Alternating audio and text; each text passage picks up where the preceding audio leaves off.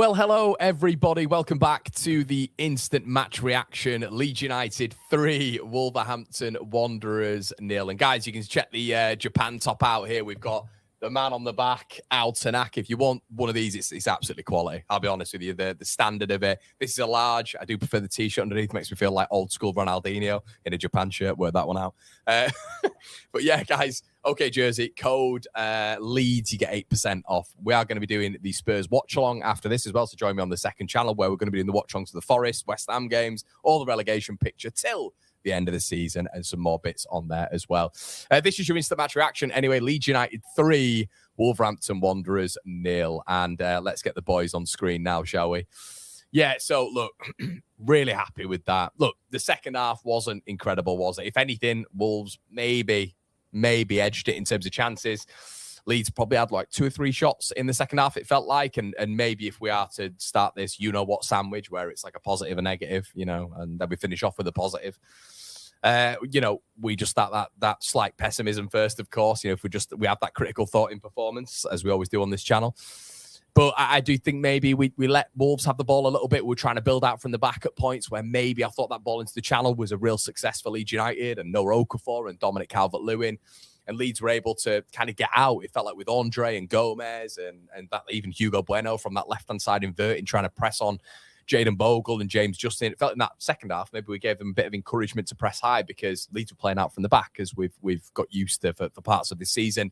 Maybe encouraging that possession-laden football, of which we can move away from that at points. And Leeds have moved away from that at points. Maybe just chipping the ball over that midfield, getting it just in front of that vulnerable Wolverhampton Wanderers defence, of course. And we didn't do that a lot in the second half, but when we did with Struijk and Justin, Leeds were able to get a little bit of joy. But when we were passing out from the back, it was a little bit laboured at points. But that is the critical side of the game. With these reviews, I always try to balance it out a little bit. Things that we can improve on, but things that were good. That first half was really good for Leeds. And there's an intensity from Leeds United now, of which I'm really enjoying.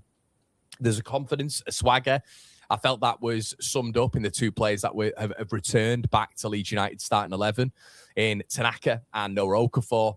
I thought Brendan Aronson put in probably his best ball of the season for that second goal. It was an outrageous ball. I'm not sure if it got a nick on it, but I don't think it did. So I'm going to give all credit to him. I thought he was good in that first half as well, Brendan Aronson. So we have to give him his flowers. And but the ones I wanted to talk about was Okafor, who I just feel has got this swagger about him now. He's back. He's got 6 goal contributions in his last 7 games, and I'm thoroughly enjoying Noah Okafor at the minute. He's not your Rafinha, of course. He's not. He's unfortunately not on the same level. But he gives you that joy. He's direct. He wants to get the ball and run consistently at the fullback. He wants a little bit of trickery, a few step overs, and he's direct. He's fluid. He wants to hit that byline, but when he doesn't hit that byline, what's he going to do? Is he going to cut back and retain possession? No, not really. A lot of the time, he's going to get the ball cut inside and try to strike on goal. So thoroughly enjoying watching him at the minute. And look, this geezer, again, just dictating the tempo with Ampadu, especially in that first half.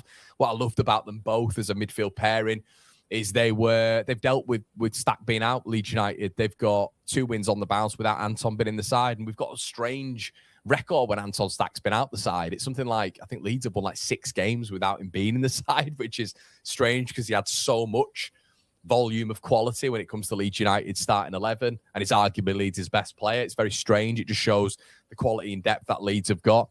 Tanaka and Ampadu just working. I mentioned this before. It's like an invisible rope. They seem to understand each other's games so well. Especially, you look at last season, and Ampadu was playing a lot of the time at centre-back, wasn't he? So it's quite good that they just understand each other's game. You can tell that Ampadu feels safe playing with Tanaka and vice versa.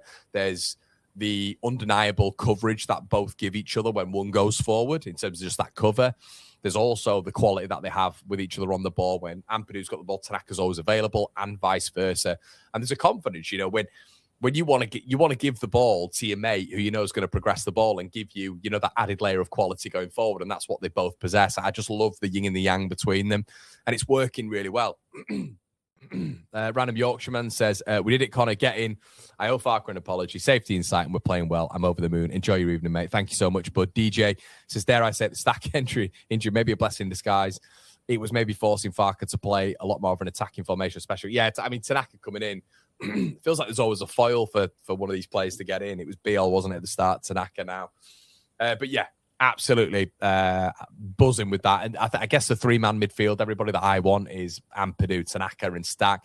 We saw once again against an informed West Ham side in that first half how they just couldn't get near us in that midfield. And I think that is the best quality midfield Leeds could have.